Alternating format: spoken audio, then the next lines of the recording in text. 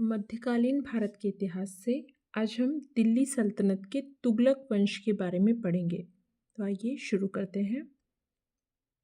हम पहले भी पढ़ चुके हैं कि दिल्ली पर सल्तनत काल के दौरान 5 राजवंशों ने शासन किया था, जिनमें से तुगलक वंश एक था।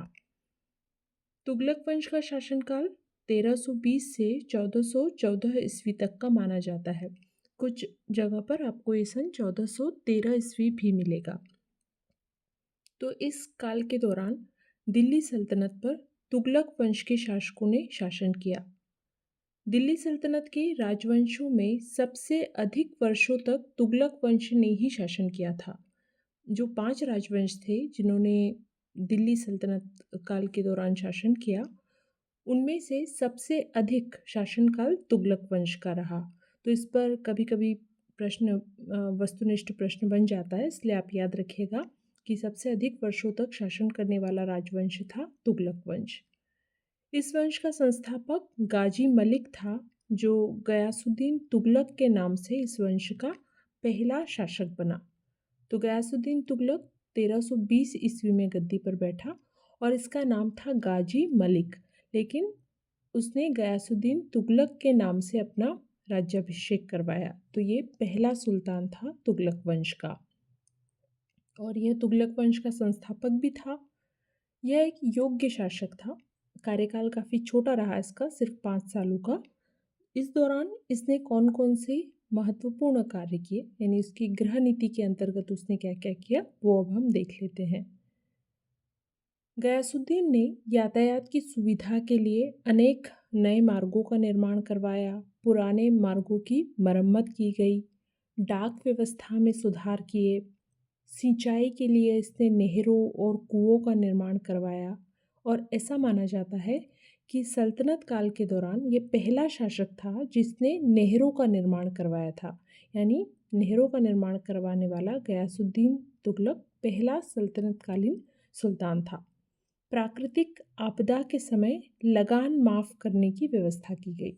जो किसानों से जो लगान यानी कि कर वसूल किया जाता था, तो कोई भी अगर प्राकृतिक आपदा हो जाती थी तो उस दौरान उनका कर माफ़ करने की व्यवस्था भी गयासुद्दीन ने की थी।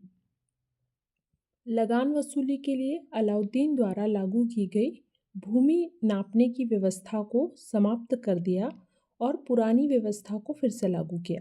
हमने जब अलाउद्दीन खिलजी के बारे में पढ़ा था तो देखा था कि अलाउद्दीन ने भूमि की नाप करवाकर लगान निर्धारित किया था, जो कि एक वैज्ञानिक तरीका था लगान निर्धारण का। लेकिन गयासुद्दीन ने उसको समाप्त करके फिर से जो पुरानी व्यवस्था थी, जिसमें जो कर वसूल करने वाले होते थे वही लगान निर्धारित करते थे, उस व्यवस्था को फिर से लागू कर दिया और लगान के रूप में उपज का 1/10 या 1/12 भाग लिया जाने लगा। अमीरों की भूमि पुनः लौटा दी। ये भी उल्लेख आया था जब हमने अलाउद्दीन खिलजी के बारे में पढ़ा था कि राज्य की तरफ से जो जागीरें दी गई थी अमीरों को, उसने वो सारी जागीरें वापस ले ली थी।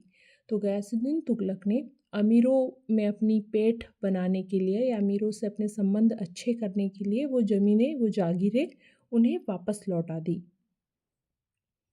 किसानों को राज्य से ऋण देने की व्यवस्था भी लागू की।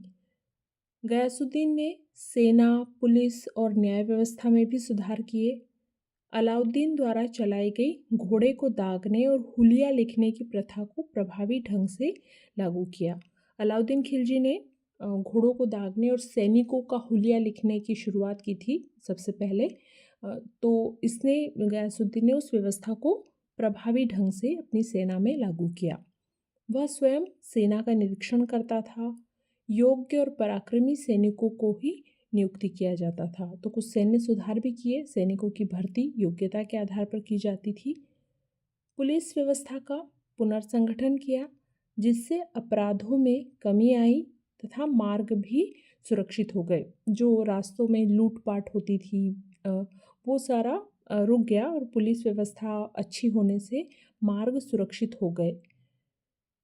उसने पुराने नियमों तथा कुरान के आधार पर नया न्याय विधान तैयार करवाया। इसमें धार्मिक सहिष्णुता का अभाव था, यानी जो उसने कानून बनाया वो इस्लामी का व्यवस्था पर, यानी जो शरीयत होती है, इस्लामी कानून है, उसके आधार पर उसने अपने समय कानूनों का निर्माण करवाया, जिसमें कि धार्मिक सहिष्णुता का भाव था, यानी जो गैर मुस्लिम लोग थे उनके प्रति उसमें सहिष्णुता नहीं थी। उसने विद्वानों और धार्मिक नेताओं को भी सम्मानित किया। निर्धनों व अपाहिजों के लिए दानशाला भी बनवाई, तो कुछ परोपकार के काम भी उसने किए। अब हम देखते हैं गयासुद्दीन तुगलक के जो सैनिक अभियान उसने किए उनके बारे में। सबसे पहले वारंगल पर अधिकार। वारंगल के राजा प्रताप रुद्रदेव ने अपनी स्वतंत्रता की घोषणा कर दी थी और गयासुद्दीन ने 1321 में अपने पुत्र जूना खां के नेतृत्व में एक सेना वारंगल भेजी। यह अभियान असफल हो गया। फिर 1323 में फिर से जूना खां ने वारंगल पर आक्रमण किया और इस बार वह सफल हुआ। राजा प्रताप रुद्रदेव को बंदी बनाकर दिल्ली लाया गया और वारंगल का नाम बदलकर सुल्तानपुर कर दिया गया। तो पहला अभियान था वारंगल पर अधिकार। वारंगल से लौटते हुए ही जूना खां ने उड़ीसा पर आक्रमण किया। तो दूसरा अभियान था उड़ीसा का, जिस पर जूना खां ने वारंगल से लौटते हुए ही आक्रमण किया और इस आक्रमण से उसे बहुत सारा धन मिला था। फिर मंगोलों पर विजय। हमने देखा था कि अलाउद्दीन खिलजी के समय भी काफ़ी मंगोल आक्रमण हुए और उसने इसमें सफलता प्राप्त की थी। उसी तरह 1324 में मंगोलों ने फिर से भारत पर आक्रमण किया और गयासुद्दीन ने एक शक्तिशाली सेना भेजी जिसने कि मंगोलों को पराजित कर दिया। बंगाल में विद्रोह का दमन। जिस तरह वारंगल के राजा ने अपनी स्वतंत्रता की घोषणा की थी, उसी तरह बंगाल ने भी अपनी स्वतंत्रता की घोषणा कर दी थी और वहाँ की राजगद्दी के लिए उस दौरान 3 भाई गयासुद्दीन, शहाबुद्दीन और नासिरुद्दीन में संघर्ष चल रहा था। तो इनमें से एक भाई गयासुद्दीन लखनौती यानी बंगाल लखनौती का शासक बन गया था और दूसरा जो एक भाई था नासिरुद्दीन, उसने सुल्तान गयासुद्दीन तुगलक से सहायता की प्रार्थना की और सुल्तान ने उसकी प्रार्थना स्वीकार कर ली और खुद बंगाल की ओर बढ़ा और विजय प्राप्त करके नासिरुद्दीन को दिल्ली की अधीनता में बंगाल का शासक नियुक्त किया। तो वैसे पहले बंगाल स्वतंत्र हो गया था, लेकिन गयासुद्दीन ने नासिरुद्दीन की मदद की और दिल्ली के अधीनता में उसको वहाँ का शासक बनाया। फिर है तिरहुत विजय। दिल्ली लौटते हुए सुल्तान ने तिरहुत यानी जो मिथिला वाला क्षेत्र है वहाँ के राजा हरसिंह देव को अधीनता स्वीकार करने के लिए बाध्य किया। तो ये कुछ अभियान थे जो गयासुद्दीन तुगलक ने किए थे और जब सुल्तान बंगाल के अभियान से वापस लौटकर दिल्ली आ रहा था, इसी दौरान इसने सूफी संत शेख निज़ामुद्दीन औलिया को संदेश भेजा कि दिल्ली छोड़ दे। जो ये बहुत ही प्रसिद्ध सूफी संत थे दिल्ली के, शेख निज़ामुद्दीन औलिया, उनकी दरगाह भी है वहाँ पर और काफ़ी प्रसिद्ध है। तो इनके साथ उसके संबंध अच्छे नहीं थे गयासुद्दीन तुगलक के। तो जब वो बंगाल से दिल्ली वापस आ रहा था तो उसने जो ये सूफी संत थे उनको संदेश भेजा कि आप दिल्ली में आओ, उसके पहले दिल्ली छोड़ दो। लेकिन सूफी संत ने कहा कि हुनूज़ दिल्ली दुरस्त, अर्थात दिल्ली अभी दूर है। तो ये काफ़ी प्रसिद्ध कहावत है, अभी भी कई बार प्रयोग में आती है बातचीत में कि दिल्ली अभी दूर है। तो ये याद रखिएगा कि किसने कहा था, निज़ामुद्दीन औलिया ने। और उनकी ये बात सही भी साबित हुई, क्योंकि जब बंगाल अभियान से दिल्ली लौट रहा था गयासुद्दीन तुगलक, उसी दौरान तुगलकाबाद से 8 किलोमीटर दूर स्थित अफ़गानपुर में जूना खां द्वारा बनाए गए लकड़ी के महल में प्रवेश करते ही वह महल गिर गया, जिसमें दबकर मार्च 1325 में गयासुद्दीन तुगलक की मृत्यु हो गई। तो गयासुद्दीन तुगलक का एक बहुत ही अल्पकाल तक उसका शासन रहा और ऐसा माना जाता है कि ये योजनाबद्ध तरीके से उसकी हत्या की गई थी जूना खां के द्वारा, जो कि उसका पुत्र था। उसने इस तरह का महल बनाया कि वो गिर पड़े और क्योंकि वो खुद सुल्तान बनना चाहता था। तो अधिकांश इतिहासकारों का यही मानना है कि जूना खां ही अपने पिता की मृत्यु के लिए उत्तरदायी था। तो इस तरह से गयासुद्दीन तुगलक की मृत्यु हो गई 1325 ईस्वी में। गयासुद्दीन तुगलक ने दिल्ली के पास तुगलकाबाद नामक एक नया नगर बसाया था। ये याद रखिएगा कि तुगलकाबाद की स्थापना किसने की थी? गयासुद्दीन तुगलक ने। यहाँ पर रोमन शैली में एक दुर्ग का निर्माण भी किया गया था और इस दुर्ग को छप्पन कोट के नाम से भी जाना जाता है। गयासुद्दीन तुगलक का मकबरा तुगलकाबाद में ही बना है। जिस नगर को उसने बसाया था तुगलकाबाद, वहीं पर उसका मकबरा भी बना है। गयासुद्दीन तुगलक के बाद शासक बनता है मोहम्मद बिन तुगलक। ये सॉरी, यहाँ पर टाइपिंग मिस्टेक हो गई है थोड़ी, ये मोहम्मद नहीं है, मोहम्मद बिन तुगलक है, जो 1325 में शासक बना। 1325 से 1351 ईस्वी तक का इसका शासनकाल रहा। तो गयासुद्दीन के बाद उसका पुत्र जूना खां मोहम्मद बिन तुगलक के नाम से 1325 ईस्वी में दिल्ली की गद्दी पर बैठा। जूना खां जो उसका पुत्र था, जिसने गयासुद्दीन के समय में बहुत सारे अभियान भी किए थे, वही मोहम्मद बिन तुगलक के नाम से गद्दी पर बैठा। मध्यकालीन सुल्तानों में मोहम्मद बिन तुगलक सर्वाधिक शिक्षित, विद्वान और योग्य था, लेकिन अपनी सनक भरी योजनाओं, क्रूर कृत्यों और दूसरों के सुख दुख के प्रति उपेक्षा रखने के कारण इसे स्वप्नशील, पागल एवं रक्त पिपासु कहा गया है। इसे इस्लामी जगत का सबसे अधिक विद्वान मूर्ख की उपाधि मिली है। जो मध्यकालीन सुल्तान थे उनमें सबसे अधिक पढ़ा लिखा था, अनेक भाषाएं जानता था, गणित का विद्वान था, साहित्य में रुचि थी, काफ़ी पढ़ा लिखा था, तो बहुत योग्य था। लेकिन उसने अपने समय में कुछ ऐसे कार्य जो निर्णय लिए और उनको इम्प्लीमेंट इस तरह से किया, मतलब उनका कार्यान्वयन इस तरह से किया कि वो असफल हुए और इसी वजह से उसे आधा पागल और रक्त पिपासु और सबसे अधिक विद्वान मूर्ख, यानी एकदम इस तरह की उपाधि दी गई कि विद्वान भी और मूर्ख भी, तो सबसे अधिक विद्वान मूर्ख की उपाधि मिली थी मोहम्मद बिन तुगलक को। अब हम देखते हैं मोहम्मद बिन तुगलक के समय गृह नीति में ऐसे कौन से कार्य किए गए जिसकी वजह से उसकी इतिहासकार आलोचना भी करते हैं और उसको इस तरह की उपाधियाँ मिली हैं। तो सबसे पहला उसका काम था दोआब में कर वृद्धि, फिर कृषि विभाग का निर्माण, राजधानी परिवर्तन और सांकेतिक मुद्रा का प्रचलन। तो हम इन्हें एक एक करके विस्तार से देखते हैं। सबसे पहले दोआब में कर वृद्धि। राजकीय आय को बढ़ाने के लिए मोहम्मद बिन तुगलक ने गंगा और यमुना के बीच दोआब के उपजाऊ क्षेत्र में भूमि कर को बढ़ा दिया। दोआब होता है आब यानी नदियाँ, तो दो नदियों के बीच वाला क्षेत्र जो काफ़ी उपजाऊ होता है। तो जैसे गंगा और यमुना का बीच का जो दोआब वाला क्षेत्र था वो बहुत उपजाऊ था, वहाँ बहुत अच्छी फसल होती थी। तो जब ये राजा बना था मोहम्मद बिन तुगलक, तो चूँकि इस पर इसकी पिता की हत्या का आरोप था, इसको पितृहंता राजकुमार कहा जाता है जिसने अपने पिता की हत्या की थी, तो काफ़ी नाराज़गी भी थी। तो लोगों को खुश करने के लिए इसने जनता के बीच में धन बंटवाया, जिससे राजकोष खाली हो गया।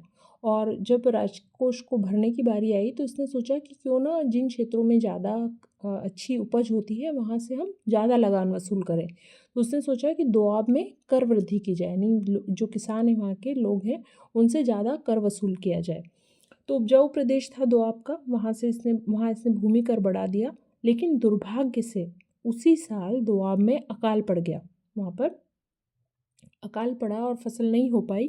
तो वहाँ की जनता ने कर वृद्धि का विरोध किया, लेकिन जो सुल्तान के अधिकारी थे जो कर वसूल करते थे उन्होंने बहुत ही क्रूरता के साथ कठोरतापूर्वक कर वसूल किया, जिससे कि उस क्षेत्र में विद्रोह हो गया और सुल्तान की यह योजना असफल रही। तो दोआब में कर वृद्धि का जो एक महत्वपूर्ण निर्णय था वो असफल रहा। दूसरा इसका निर्णय था कृषि विभाग का निर्माण। मोहम्मद बिन तुगलक ने कृषि की उन्नति के लिए दीवान ए कोही नामक नए विभाग की स्थापना की थी। तो ये याद रखिएगा कि दीवान ए कोही क्या था, पहले तो ये था कृषि विभाग और इसकी स्थापना किसने की थी? मोहम्मद बिन तुगलक ने। इस विभाग का मुख्य उद्देश्य था राज्य की ओर से आर्थिक सहायता देकर कृषि योग्य भूमि का विस्तार करना, यानी जो भूमि बंजर पड़ी रहती है वहाँ पर किसानों को प्रोत्साहित करना कि राज्य की तरफ से उन्हें मदद दी जाए और वो उसको खेती योग्य बनाए। लेकिन यह प्रयोग भी असफल रहा, क्योंकि एक तो इस प्रयोग के लिए जो क्षेत्र चुना था वो बिल्कुल भी उपजाऊ नहीं था। फिर ये प्रयोग नया था और इस प्रयोग के लिए समय दिया था 3 साल का। तो जो कि खेती की दृष्टि से अगर देखा जाए, कृषि की दृष्टि से, तो 3 साल का समय कोई भी परिणाम देने के लिए कम था। तो इस योजना के लिए दिए गए धन का ठीक तरह से उपयोग भी नहीं हुआ। बहुत सा धन तो जो भ्रष्ट अधिकारी थे वो हड़प गए और कुछ किसानों ने भी अपनी निजी आवश्यकताओं पर खर्च कर लिया, यानी जो धन उनको मिला था कृषि के विकास के लिए उसको उन्होंने अपने लिए इस्तेमाल कर लिया। तो इस तरह से कृषि विभाग के निर्माण का भी कोई लाभ नहीं हुआ। अगला महत्वपूर्ण निर्णय था उसका राजधानी परिवर्तन। मोहम्मद बिन तुगलक ने योजना बनाई कि इतना बड़ा साम्राज्य है उसका, उसकी राजधानी केंद्र में होनी चाहिए, क्योंकि दिल्ली दक्षिण से बहुत दूर थी और वहाँ से संपूर्ण देश का शासन भी ठीक से संचालित नहीं हो सकता था। और दिल्ली पर मंगोलों के आक्रमण का लगातार डर बना रहता था। जो उत्तर पश्चिमी सीमा से मंगोल आक्रमण करते थे तो दिल्ली पर हमेशा डर रहता था।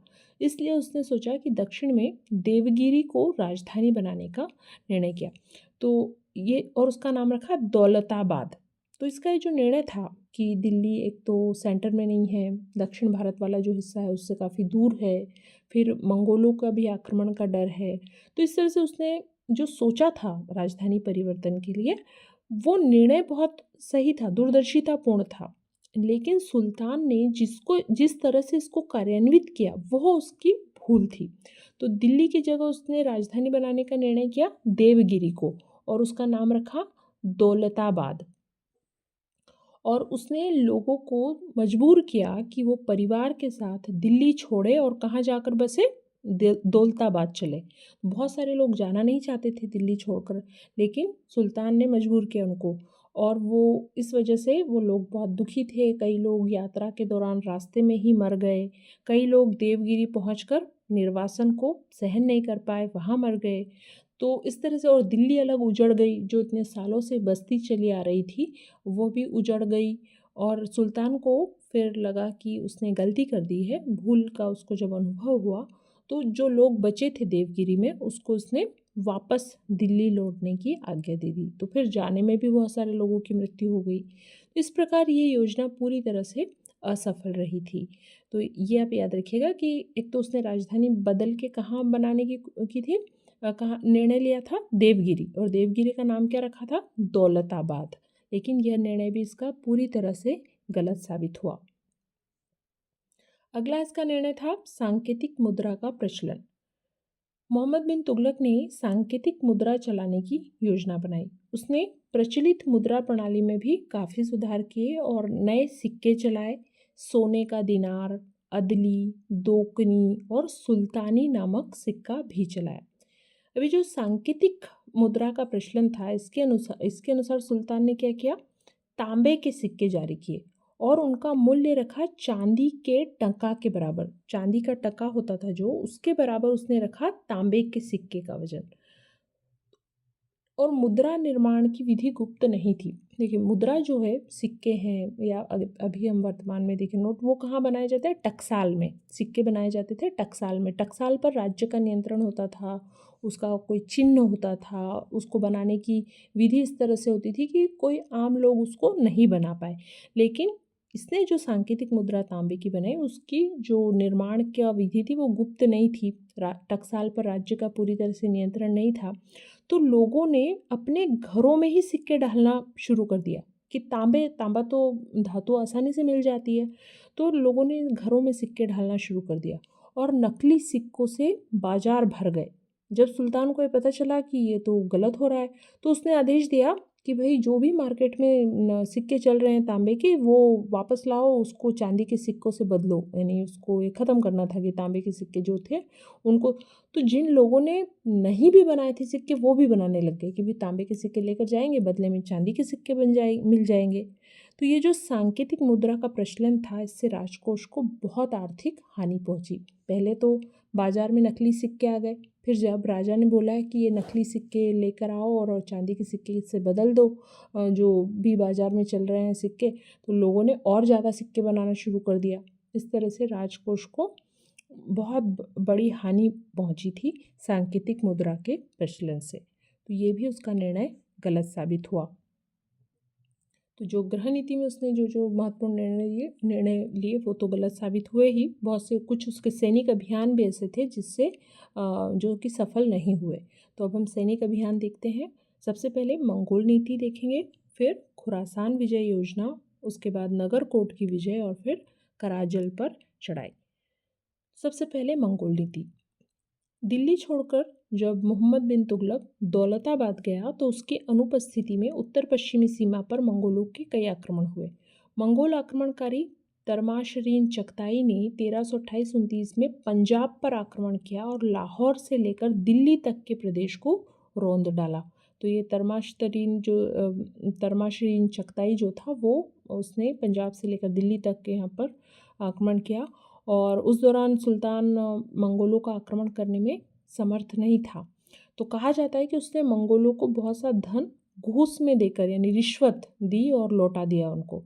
इस नीति के कारण सुल्तान को आलोचना का सामना करना पड़ा। तो उसकी मंगोल नीति भी काफ़ी गलत रही कि उसने रिश्वत दे दी। तो मंगोलों को लगा कि भाई ये तो अच्छा तरीका है, आक्रमण करो, पैसा वसूल करो और वापस आ जाओ। तो उससे मंगोलों का हौसला ही बढ़ा था भारत पर आक्रमण करने को लेकर। दूसरा था खुरासान विजय योजना। खुरासान जो कि ईरान में था, तो खुरासान में उस समय अबू सईद नाम का शासक था। जो वर्तमान का ईरान है वहाँ पर अबू सईद नाम का शासक था, जो कि बहुत बदनाम था। वहाँ पर लोग उसको पसंद नहीं करते थे और अव्यवस्था फैली हुई थी वहाँ पर। तो काफ़ी विरोध बढ़ रहा था उसका। तो और इसी में जो खुरासान के बहुत से अमीर थे वो मोहम्मद बिन तुगलक के दरबार में रहते थे। तो उन्होंने इसको उकसाया कि आप खुरासान पर विजय प्राप्त करो और इसकी भी अपनी महत्वाकांक्षा थी मोहम्मद बिन तुगलक की भी, क्योंकि वो भी अपने राज्य का विस्तार करना चाहता था। वो चाहता था कि मैं भारत से बाहर अपना राज्य फैलाऊं। तो इस वजह से उसने खुरासान विजय की योजना बनाई। इसके लिए उसने 3,70,000 सैनिकों की विशाल सेना बनाकर उन्हें 1 साल का अग्रिम वेतन दे दिया। यानी उसने खुरासान विजय के लिए एक तो सेना की भर्ती करी, पहले आम जनता में से सैनिकों की भर्ती की, 3,70,000 सैनिकों की सेना बनाई, उनको 1 साल का अग्रिम वेतन भी दे दिया कि भाई हमको अब खुरासान विजय के लिए जाना है। परंतु यह अभियान नहीं भेजा जा सका क्योंकि सुल्तान को बाद में जो भी उसने उस अभियान के बारे में और जानकारी हासिल करने की तो उसको ये पता चला कि इस अभियान को करने में भौगोलिक कठिनाइयाँ आएगी, क्योंकि जो बर्फ़ से ढके हुए हिमालय और हिंदू कुश के पहाड़ी मार्गों से इतनी विशाल सेना को लेकर आक्रमण करना बहुत कठिन था। और इस बीच में अबू सईद जो कि खुरासान का शासक था, उसने भी अपने विरोधियों का दमन कर लिया और वहाँ पर अपनी स्थिति को मजबूत कर लिया था। तो इसको लगा कि ये अभियान नहीं करना चाहिए, तो उसने ये इरादा छोड़ दिया। तो इस योजना के परित्याग और विशाल सेना को भंग करने से जनता में घोर निराशा, बेरोजगारी और नाराजगी उत्पन्न हुई। कितनी बड़ी सेना थी, इतने सारे सैनिक बेरोजगार हो गए ना। वो सैनिक इसीलिए भर्ती किए गए थे खुरासान विजय के लिए। तो ये निर्णय भी इसका गलत साबित हुआ। अगला था नगरकोट की विजय। पंजाब प्रांत के कांगड़ा जिले की पहाड़ी में नगरकोट का एक मजबूत किला था। महमूद गजनवी के समय से यह तुर्क सेनाओं को चुनौती देता था, यानी काफ़ी मजबूत किला था। और अलाउद्दीन खिलजी के समय भी यह किला एक हिंदू राजा के अधिकार में ही रहा था। 1337 ईस्वी में मोहम्मद बिन तुगलक ने इस पर आक्रमण किया। यहाँ के राजा ने वीरतापूर्वक सुल्तान का सामना किया, परंतु वो हार गया। उसने सुल्तान की अधीनता स्वीकार कर ली और सुल्तान ने उसे किला वापस लौटा दिया। तो नगरकोट पर इस तरह से मोहम्मद बिन तुगलक ने विजय प्राप्त की थी। फिर अगली उसने योजना बनाई थी कराजल पर चढ़ाई की। तो नगरकोट विजय के बाद सुल्तान ने कुमाऊं गढ़वाल की पहाड़ियों में स्थित कराजल नामक हिंदू राज्य पर आक्रमण के लिए खुसरो मलिक के नेतृत्व में 10,000 सैनिकों की एक सेना भेजी। कुमाऊं गढ़वाल जो अभी का उत्तराखंड है, उस क्षेत्र में कराजल या कराजिल भी मिलेगा आपको कई जगह नाम, वहाँ के हिंदू राज्य पर आक्रमण करने की इसने योजना बनाई। शुरुआत में सुल्तान की सेना को सफलता मिली, पर बाद में वहाँ वर्षा हो गई और सेना में बीमारी और भगदड़ फैल गई। जंगली रास्तों में सेना भटक गई। तो बर्नी जो इतिहासकार है उनके अनुसार केवल 10 व्यक्ति बचकर वापस आए। वहीं इब्न बतूता, वो जो कि मोरक्को का एक यात्री था, उसने भी, वो जब भारत आया था तो उसने भी इसके बारे में अपनी पुस्तक में लिखा है कि केवल 3 व्यक्ति वापस लौटे थे। तो ये जो कराजल की चढ़ाई थी, इससे मोहम्मद बिन तुगलक की सेना को बहुत नुकसान पहुंचा। इतनी बड़ी जो सेना थी उसकी समाप्त हो गई इस अभियान में। इब्न बतूता, जो भी हमने पीछे नाम देखा, वो कौन था? इब्न बतूता मोरक्को का एक यात्री था और मोहम्मद बिन तुगलक के समय ये भारत आया था और इसे सुल्तान ने दिल्ली का काजी भी नियुक्त किया था। इब्न बतूता ने अरबी भाषा में एक पुस्तक लिखी थी, किताबुल रहला। कई जगह सिर्फ रहला नाम भी मिलेगा आपको, किताबुल रहला या रहला पुस्तक लिखी थी इब्न बतूता ने, जिससे कि भारत के मध्यकालीन इतिहास की कई महत्वपूर्ण जानकारियाँ हमको मिलती है। तो ये याद रखिएगा, बहुत इंपॉर्टेंट है कि इब्न बतूता मोहम्मद बिन तुगलक के समय भारत आया था और उसको दिल्ली का काजी भी बनाया था और उसकी पुस्तक का नाम था किताबुल रहला और ये रहने वाला था मोरक्को का। मोहम्मद बिन तुगलक के समय में और 2 महत्वपूर्ण घटनाएं हुई थी कि दक्षिण भारत में हरिहर और बुक्का नामक 2 भाइयों ने 1336 ईस्वी में विजयनगर साम्राज्य की स्थापना की थी और मोहम्मद बिन तुगलक के ही समय 1347 ईस्वी में अलाउद्दीन बेहमन शाह ने बेहमनी साम्राज्य की स्थापना की थी। तो ये भी बहुत इंपॉर्टेंट है। हम आगे अगले वीडियो में विजयनगर साम्राज्य और बेहमनी साम्राज्य के बारे में भी पढ़ेंगे, लेकिन अभी आप याद रखिएगा कि मोहम्मद बिन तुगलक के समय में विजयनगर साम्राज्य की स्थापना हुई थी और बेहमनी साम्राज्य की स्थापना हुई थी। तो ये जो उसकी हमने गृह नीति देखी और सैनिक अभियान देखे, अब हम देख लेते हैं मोहम्मद बिन तुगलक की मृत्यु कब हुई। तो शासनकाल के अंतिम समय में सुल्तान गुजरात के विद्रोहों को दबाकर विद्रोही सरदार तागी को समाप्त करने के लिए सिंध की ओर बढ़ा। गुजरात में विद्रोह दबाने के लिए गया था तागी सिंध की ओर चला गया, तो ये भी उसके पीछे सिंध की ओर चला। लेकिन सिंध की ओर जब वो बढ़ा तो रास्ते में ही थट्टा के निकट पहुंचकर वो बीमार हो गया और 20 मार्च 1351 को उसकी मृत्यु हो गई। तो इस तरह से उसका जो शासनकाल है वो समाप्त हुआ। उसके मरने पर इतिहासकार बदायूनी ने कहा था कि सुल्तान को उसकी प्रजा से और प्रजा को अपने सुल्तान से मुक्ति मिल गई। तो ये काफ़ी फेमस कोट है बदायूनी का, याद रखिएगा। मोहम्मद बिन तुगलक की मृत्यु हुई 1351 में, कहाँ पर? थट्टा में हुई थी, सिंध में पड़ता है ये। अब हम देखते हैं कि मोहम्मद बिन तुगलक की असफलता के क्या कारण थे, क्योंकि ऐसा माना जाता है कि वो इतना योग्य था, पढ़ा लिखा था, तो फिर क्या कारण थे? पहला तो था योजनाओं का गलत क्रियान्वयन। काफ़ी अच्छी उसकी योजनाएं भी बहुत सारी थी। वो एक तो कहते हैं कि अपने समय से आगे की थी, योजनाएं बहुत अच्छी थी, लेकिन उसको जिस तरह से उसने क्रियान्वित किया वो गलत था। वो किसी की सलाह लेकर पूरी प्लानिंग के साथ उसने नहीं किया, तो योजनाओं का गलत क्रियान्वयन भी एक बड़ा कारण था उसकी असफलता का। धार्मिक नीति, अलाउद्दीन खिलजी ने भी, हमने जब देखा था कि अपने राजनीति में उलेमा और इस्लामी जो विद्वान होते थे उनको ज़्यादा महत्व नहीं दिया था। उनको कहा था कि भाई आपका काम है धर्म को देखना, राजनीति में देख लूँगा, राज्य को मैं देख लूँगा। वही नीति शुरुआत में मोहम्मद बिन तुगलक ने भी अपनाई कि उसने उलेमा को राजनीति से दूर रखा। राज्य में उसने जो ये धार्मिक विद्वान होते थे इनके हस्तक्षेप इनको हस्तक्षेप नहीं करने दिया। इस बात से भी काफ़ी लोग नाराज़ थे। तो उसकी जो धार्मिक नीति थी वो भी एक कारण बनी थी कि उस बहुत सारे लोगों को नाराज़ कर दिया था उसने। राज्य की आर्थिक स्थिति काफ़ी ख़राब हो गई थी, जैसे कि उसने राजकोष से धन बँटवाया और तो राजकोष खाली हो गया। फिर उस कर व्यवस्था भी उसकी जो है ठीक से वो क्रियान्वित नहीं कर पाया। दोआब में जो कर बढ़ाया, वो सब चीज़ें भी सफल नहीं हो पाई। तो राज्य की खराब आर्थिक स्थिति भी एक कारण रही। फिर दंड नीति भी बहुत कठोर थी। मोहम्मद बिन तुगलक के समय जो कुछ विद्रोह हुए थे, इसका एक चचेरा भाई था गुरशास्प, उसने जब विद्रोह किया था तो इसने उसकी खाल खिंचवा के उसमें भूसा भरवा दिया था। तो इस तरह के जो कठोर दंड इसने अपने विद्रोहियों को दिए, इससे भी जनता में इसकी काफ़ी आलोचना हुई और जो अमीर थे उन लोगों ने भी इन सब बातों को पसंद नहीं किया था। तो ये भी एक कारण था। फिर योग्य परामर्शदाताओं का अभाव था, कोई सही व्यक्ति नहीं थे इसके आसपास सलाह देने के लिए। जैसे कि अलाउद्दीन खिलजी के सलाहकार बहुत अच्छे थे। अलाउद्दीन खिलजी ने भी इस तरह की योजनाएं बनाई थी कि मैं विश्व विजय करूँगा, तो लेकिन उसके ही जो मित्र थे उन्होंने सलाह दी कि नहीं, ये सही नहीं है ये करना, तो वो उसने नहीं किया। लेकिन मोहम्मद बिन तुगलक के सलाहकार योग्य नहीं थे, या वो सलाह लेता भी नहीं था ज़्यादा किसी की, तो उसके पास ऐसे कोई योग्य सलाहकार नहीं थे जो उसको सही राय देते कि ये निर्णय अभी नहीं लेना है या किस तरह से इसको क्रियान्वित करना है। ये भी एक कारण था।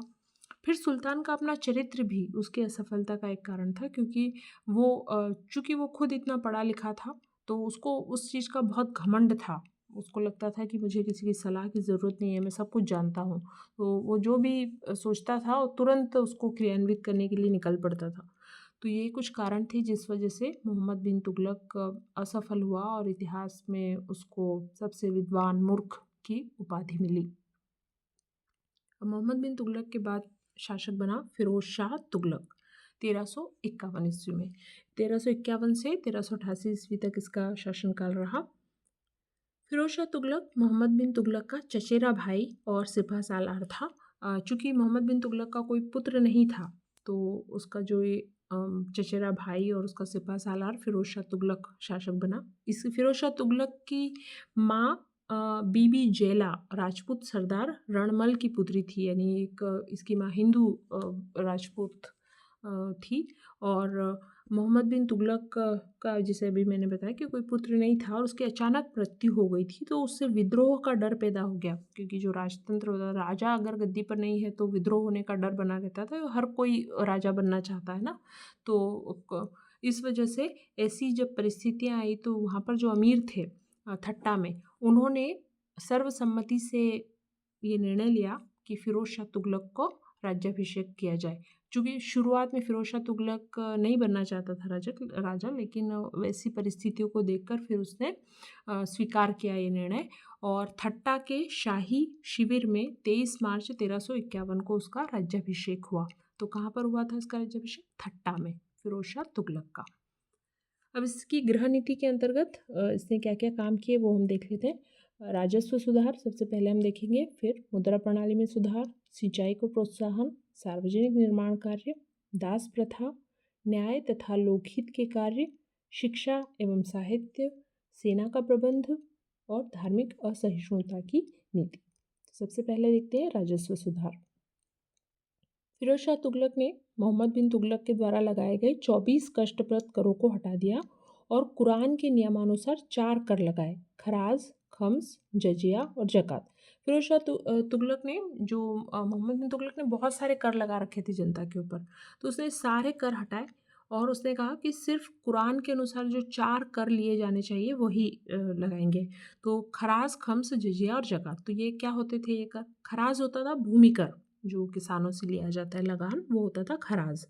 खम्स होता था युद्ध में प्राप्त लूट के माल में राज्य का हिस्सा। जब भी कोई आक्रमण होता है तो वहाँ पर जो लूटपाट होती थी, तो उसमें बहुत सारा धन मिलता था इनको, तो वो जो लूटपाट में एक हिस्सा होता था सेना का और एक कुछ हिस्सा होता था राज्य का। तो वो जो लूट से प्राप्त में राज्य का हिस्सा था उसको कहा जाता था खम्स। और जजिया जो है, जजिया गैर मुस्लिमों से, मतलब जो लोग मुसलमान नहीं थे उनसे वसूल किया जाता था। और जैसे कि यहाँ की बहुसंख्यक जनता हिंदू थी तो उनसे जजिया लिया जाता था। जजिया कर सबसे पहले लगाया था मोहम्मद बिन कासिम ने, और जो जक़ात था वो मुसलमानों पर लगाया जाता था। मुसलमानों को अपनी आय का एक निश्चित हिस्सा देना होता था। तो ये 4 कर थे: खराज, खम्स, जजिया और जक़ात। ये याद रखिएगा आपके कौन कौन से ये कर होते थे। फिरोज शाह तुगलक पहला सुल्तान था जिसने ब्राह्मणों सहित सभी हिंदुओं पर जजिया कर लगाया जाता था। अभी तक जो है जजिया कर, वैसे शुरुआत की थी मोहम्मद बिन कासिम ने, लेकिन बाद में जो सल्तनत काल के दौरान भी जो शासक थे उन्होंने भी ब्राह्मणों पर कभी भी जजिया कर नहीं लगाया था। ब्राह्मण इससे मुक्त होते थे, लेकिन फिरोज शाह तुगलक पहला शासक था जिसने ब्राह्मणों पर भी जजिया कर लगाया था, सभी हिंदुओं पर लगा दिया था। मतलब अलाउद्दीन और मोहम्मद बिन तुगलक लूट के धन का 4/5 भाग हड़प लेते थे और केवल 1/5 भाग सेना के लिए छोड़ते थे। लेकिन फिरोज शाह ने 1/5 भाग लेकर 4/5 भाग सेना के लिए छोड़ा। जो अभी हमने देखा पीछे कर खम्स यानी जो लूट में मिला हुआ माल होता था उसमें राज्य का हिस्सा।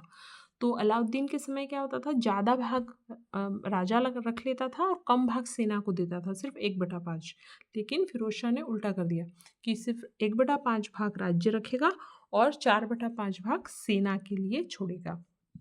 आंतरिक व्यापार को मुक्त करने के लिए उसने अनेक कर हटा दिए जिससे कि व्यापार का विकास हुआ। यानी कि जो कर मुक्त तो नहीं लेकिन कम कर दिए जो है कर, टैक्स कम हो गए, तो जिससे व्यापार का भी विकास हुआ। सुल्तान ने प्रांतों का दौरा कर राजस्व अभिलेखों का निरीक्षण किया और राज्य की खालसा भूमि का राजस्व 6,85,00,000 टका निश्चित किया। उसने भूमि के नाप के आधार पर राजस्व निर्धारित करने की प्रणाली त्याग दी, फिर भी स्थायी रूप से भूमि कर निश्चित करना उसकी सफलता थी।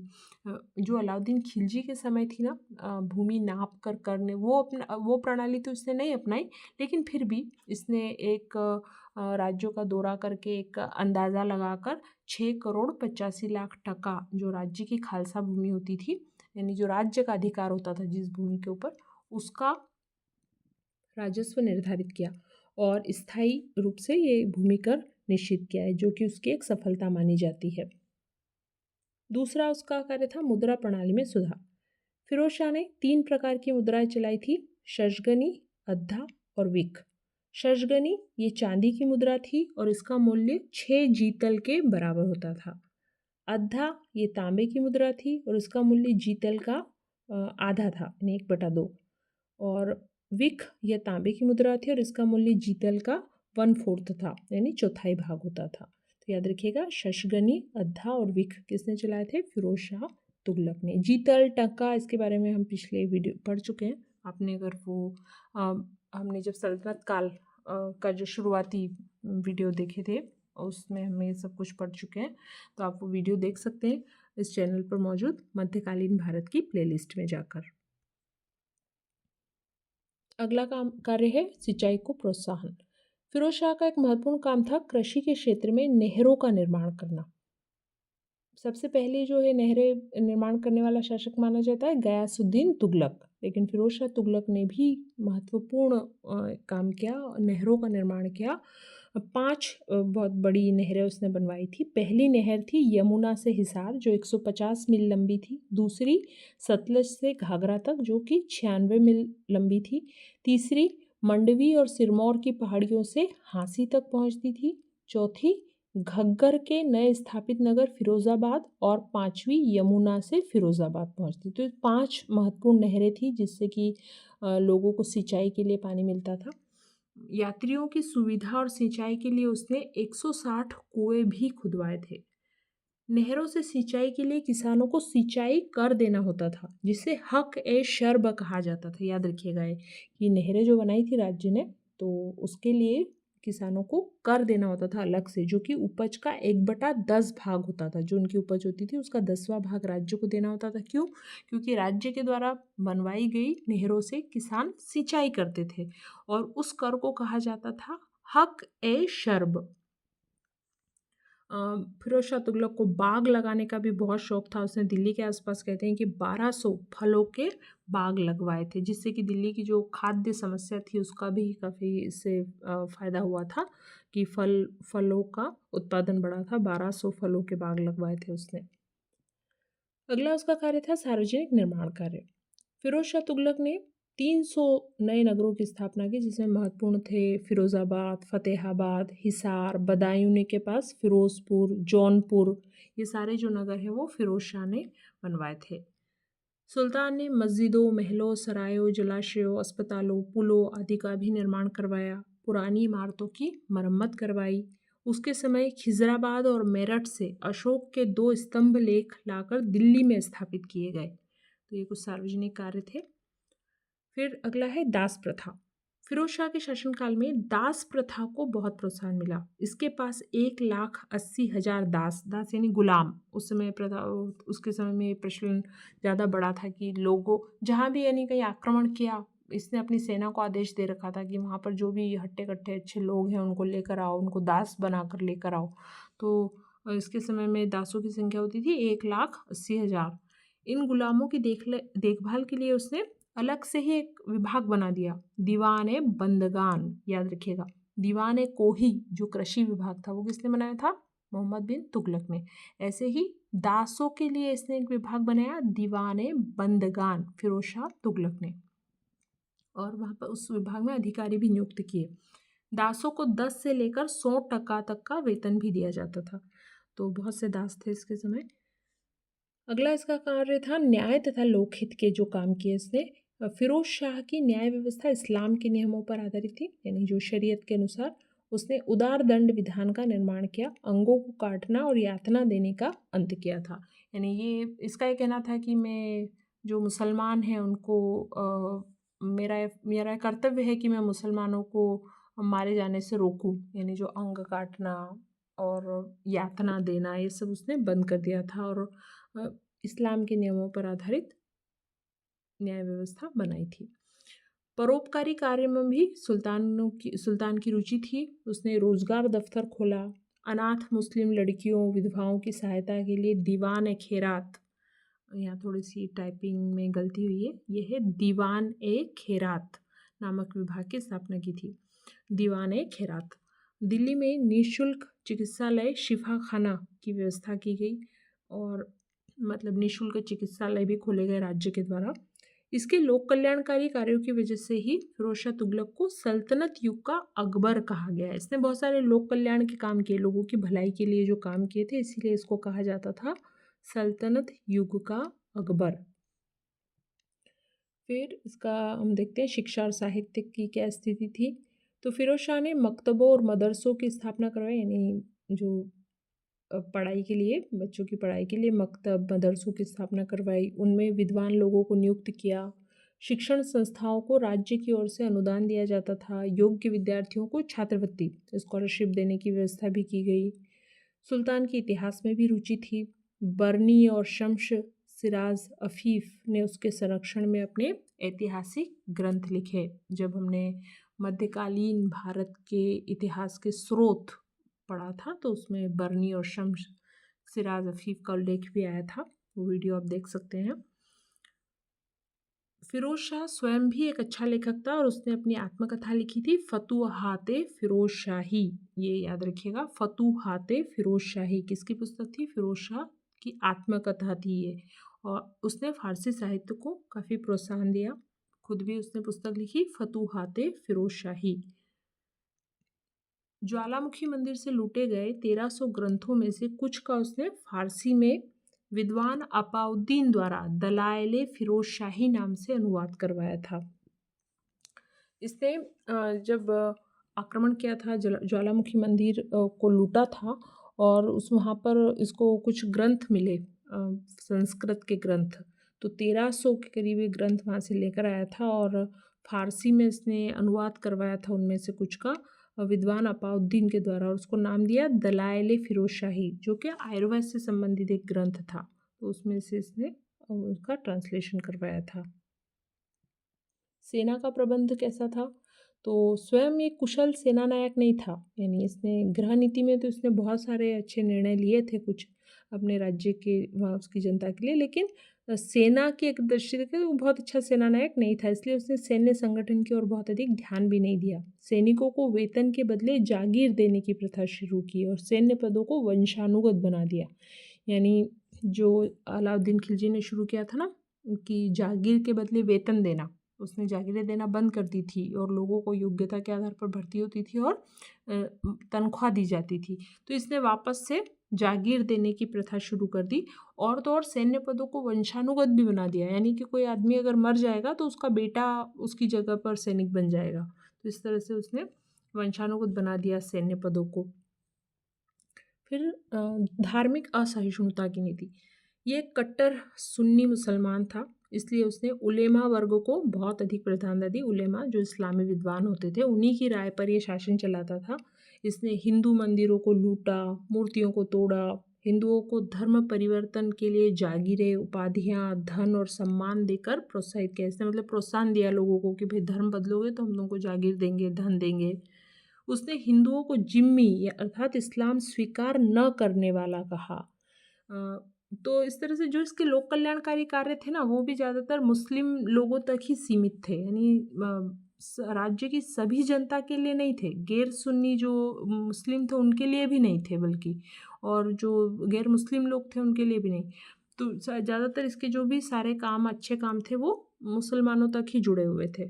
इसलिए डॉक्टर आर.सी. मजूमदार ने कहा है कि फिरोज शाह सल्तनत काल का सबसे धर्मांध और इस क्षेत्र में सिकंदर लोदी और औरंगजेब का अग्रणी था। सबसे धर्मांध शासक कहा है इसको, कि इसके बाद में और भी हम पढ़ेंगे जब सिकंदर लोदी के बारे में और औरंगजेब के बारे में, तो उनका अग्रणी यानी उनसे भी पहले ये व्यक्ति था जो कि धर्मांध था, तो धार्मिक तौर पर असहिष्णु था। अब हम देखते हैं इसकी सैन्य नीति। सबसे पहले बंगाल के विरुद्ध अभियान।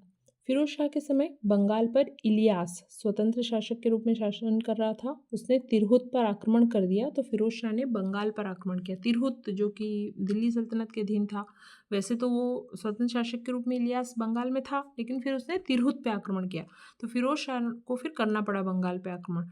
और इलियास ने इकदला का एक किला था बहुत ही मजबूत, वहाँ पर शरण ले ली और वहाँ युद्ध का दृश्य देख के सुल्तान दिल्ली वापस आ गया, तो इसका कोई निर्णय नहीं निकला। बंगाल के विरुद्ध फिर दूसरा अभियान हुआ। इस समय इलियास का पुत्र सिकंदर बंगाल पर शासन कर रहा था। सुल्तान ने उस पर आक्रमण किया, तो वो भी अपने पिता की तरह इकदला के शक्तिशाली दुर्ग में चला गया। बाद में उसकी सुल्तान से संधि हो गई। तो इस तरह से बंगाल में इसको कोई खास सफलता फिरोज शाह तुगलक को नहीं मिली। उड़ीसा पर आक्रमण। बंगाल से फिरोज शाह जाजनगर यानी उड़ीसा पर आक्रमण के लिए चला गया। वहाँ पर उस समय शासक था भानुदेव तृतीय। उसको परास्त करके इसने पुरी के जगन्नाथ मंदिर को ध्वस्त कर दिया। इसका उद्देश्य था जाजनगर जाने का, कि पुरी के मंदिर को ध्वस्त करना, तो इसने वो किया। जाजनगर के राजा ने फिर सुल्तान की अधीनता स्वीकार कर ली और उपहार और आर्थिक कर देने का वचन दिया। तो इस तरह से उड़ीसा पर इसने आक्रमण किया और पुरी के जगन्नाथ मंदिर को ध्वस्त किया। फिर वहाँ का जो राजा था भानुदेव तृतीय, उसके साथ उसने जब इसकी अधीनता स्वीकार कर ली। अगला अभियान क्या इसने, कांगड़ा का अभियान। फिरोज शाह ने नगरकोट पर आक्रमण किया, जो कि मोहम्मद तुगलक की मृत्यु के बाद स्वतंत्र हो गया था। सुल्तान 6 माह तक दुर्ग का घेरा डाले रहा।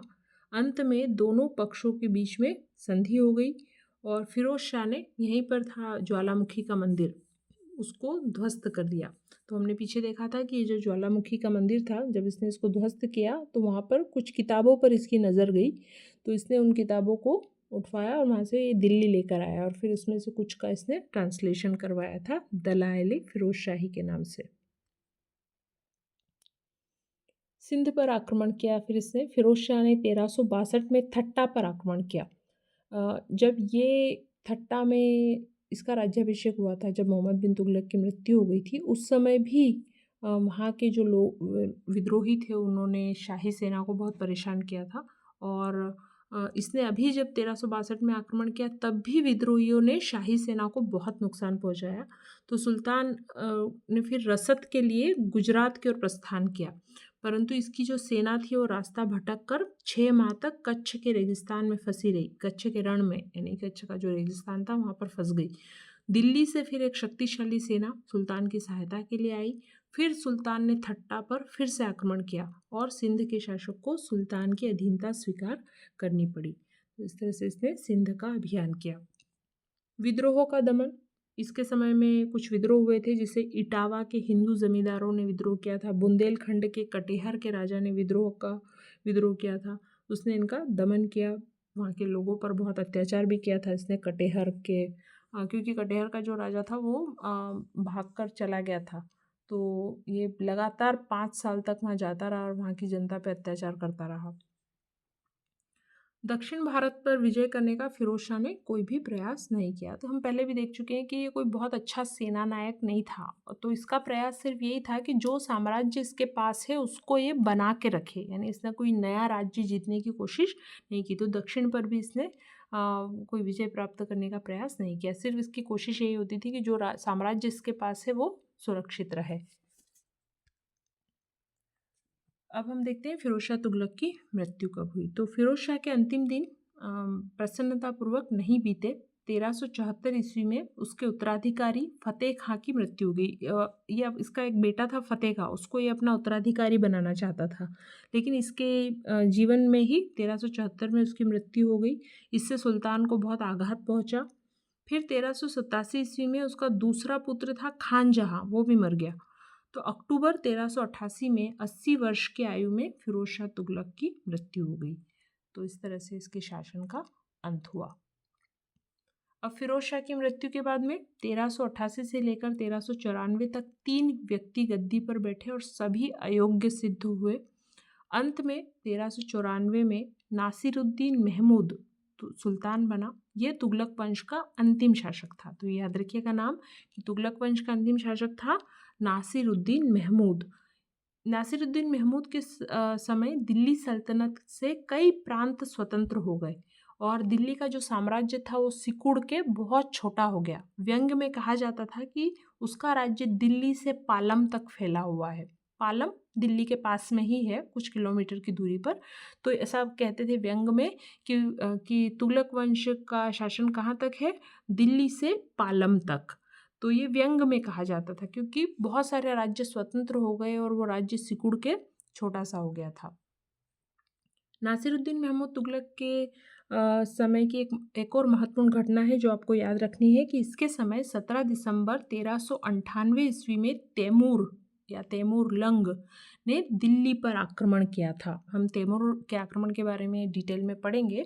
अभी के लिए आप इतना याद रखिएगा कि इसका आक्रमण कब हुआ था, 1398 में, 1398 में किसके समय हुआ था, नासिरुद्दीन महमूद जो कि तुगलक वंश का अंतिम शासक था, उसके समय में दिल्ली पर आक्रमण किया था। महमूद को इसने पराजित किया और दिल्ली पर अधिकार कर लिया। जो नासिरुद्दीन महमूद था वो फिर गुजरात की ओर भाग गया, यानी ये दिल्ली छोड़ के ही भाग गया तैमूर के डर से। तैमूर ने दिल्ली में अपना दरबार लगाया। उसके सैनिकों ने जी भर कर दिल्ली को लूटा, हजारों लोगों को मौत के घाट उतार दिया। तैमूर 15 दिन तक दिल्ली में रहा और उसके सैनिक दिल्ली को लूटते रहे और वो जो सुल्तान था महमूद वो भाग के गुजरात चला गया। फिर जब तैमूर शासन करने के लिए तो आया नहीं था तैमूर यहाँ पे, वो वापस लौट गया लूटपाट करके।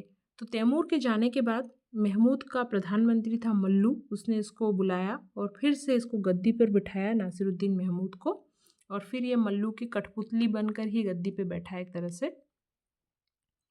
फिर 1413 ईस्वी में नासिरुद्दीन महमूद की मृत्यु हो गई। इसके बाद खिज्र खान ने 1414 ईस्वी में दिल्ली पर अधिकार कर लिया और स्वयं को सुल्तान घोषित किया और इस तरह से सैयद वंश की नींव डाली, जो कि अगला वंश था दिल्ली सल्तनत का। इस प्रकार तुगलक वंश के शासन का अंत हो गया। तो अंतिम शासक था नासिरुद्दीन महमूद, जिसके समय में तैमूर का आक्रमण भी हुआ था। तो इसकी मृत्यु के बाद में खिज्र खान ने सैयद वंश की नींव डाली। तो ये था तुगलक वंश का इतिहास। इस टॉपिक में इतना ही। Thank you.